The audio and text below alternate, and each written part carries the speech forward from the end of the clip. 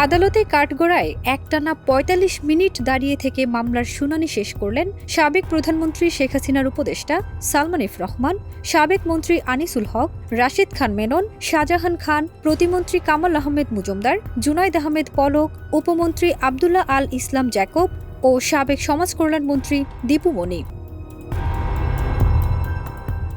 ২০ November ঢাকার chief metropolitan magistrate আদালতে বিচারের কার্যক্রম শুরু হলে আদালতের কাঠগড়ায় আনা হয় তাদের।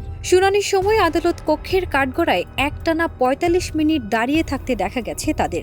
সালমান এফ রহমান, আনিসুল হক, রাশেদ খান মেনন, শাহজাহান খান, কামাল আহমেদ মজুমদার, জুনাইদ আহমেদ পলক এবং দীপু মনিকেও বসার মতো কোনো সুযোগ করে দেওয়া হয়নি।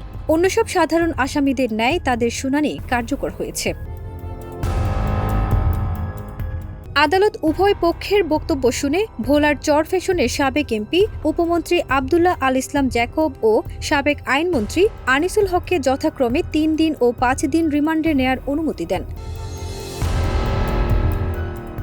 আনিসুল হকের বিরুদ্ধে মোট ৫৫টি মামলা হয়েছে। ৭টি মামলায় এখন পর্যন্ত তার মোট ৪৩ দিনের রিমান্ড মঞ্জুর করেছেন আদালত।